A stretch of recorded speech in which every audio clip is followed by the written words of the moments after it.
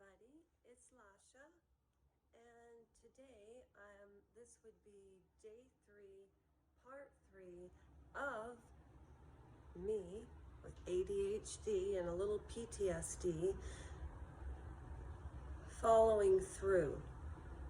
I'm 2 days behind, however, I'm ready. I just wanted to show you what it was like outside today, but I do think that it will clear up. And when it does, I think, look, you can see Toronto from here. It's pretty cool. I changed the outside a wee bit.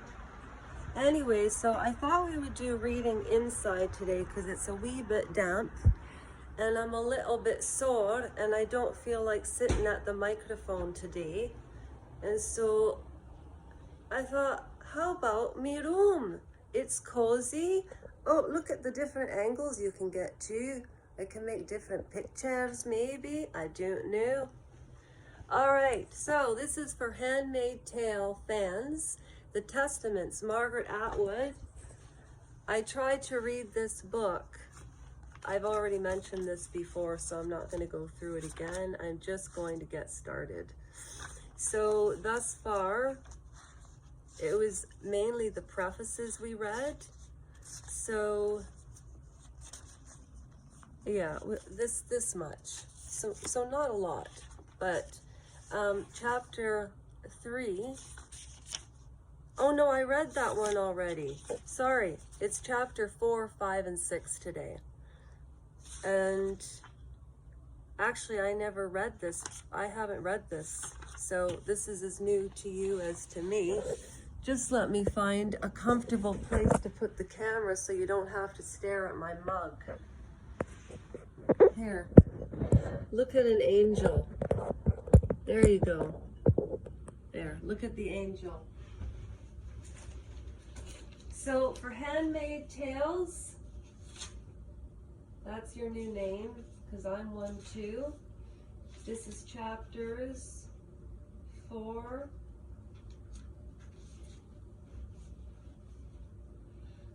At the beginning of the next period I'm about to describe, I must have been 8 at first, or possibly 9. I can remember these events, but not my exact age. It's hard to remember calendar dates, especially since we did not have calendars, but I will continue on in the best way I can. My name at the time was Agnes. Agnes meant lamb. Said my mother, Tabitha. She would say a poem.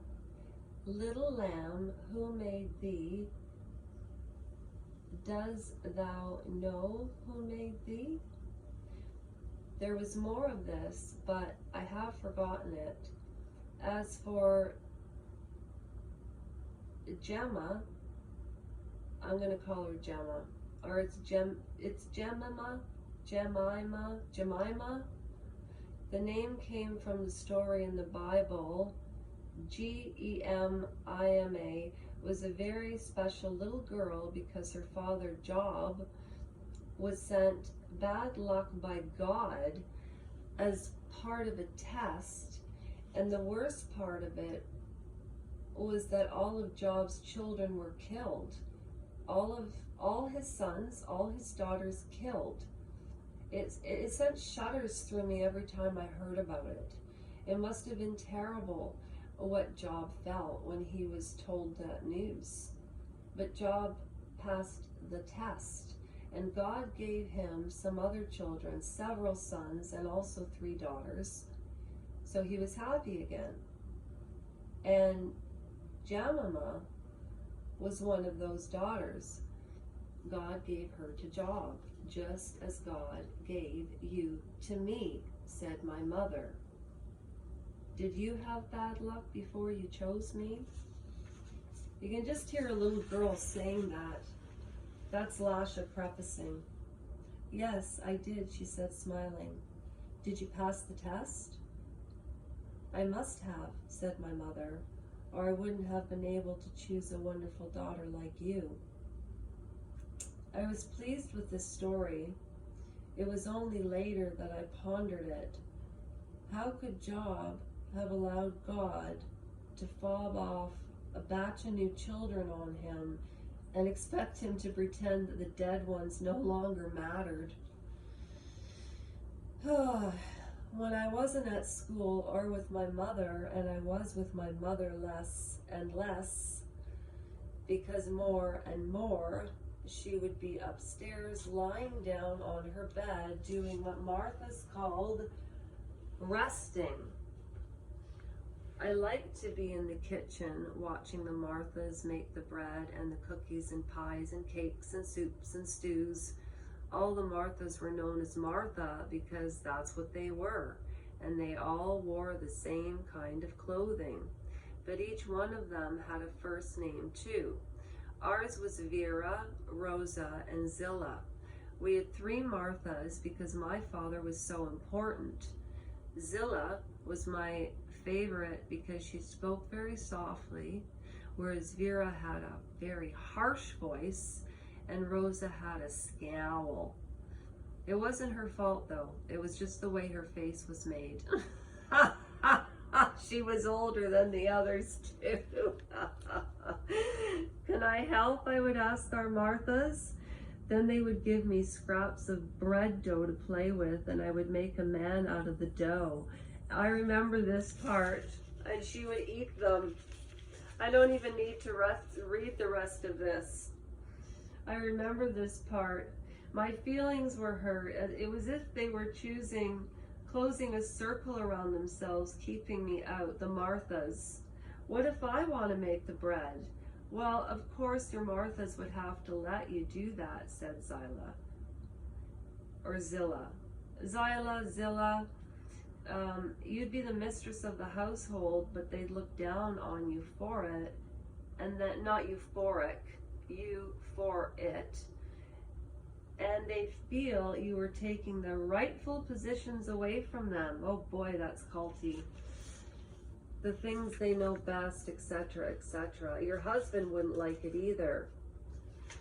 So what Agnes goes and does is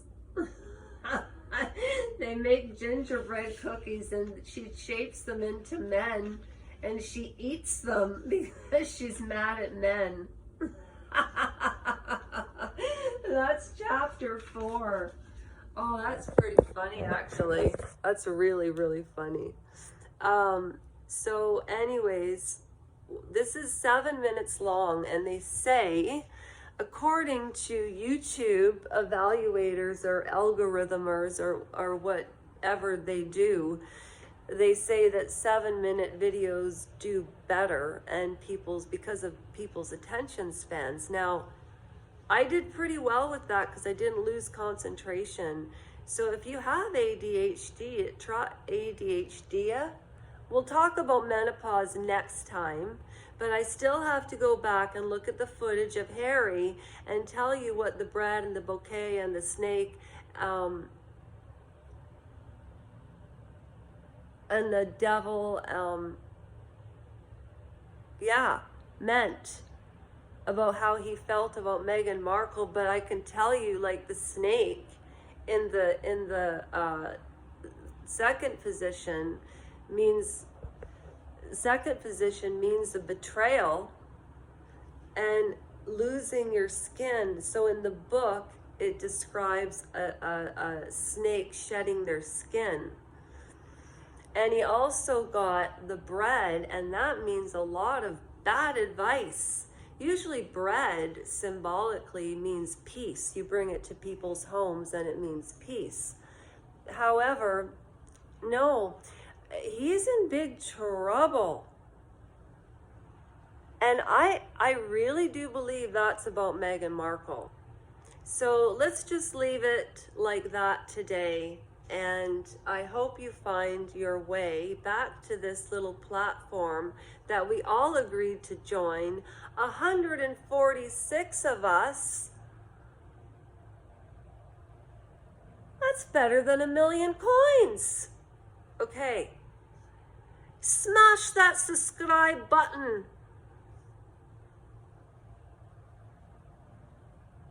Okay, bye. That's 10 minutes. Okay, bye.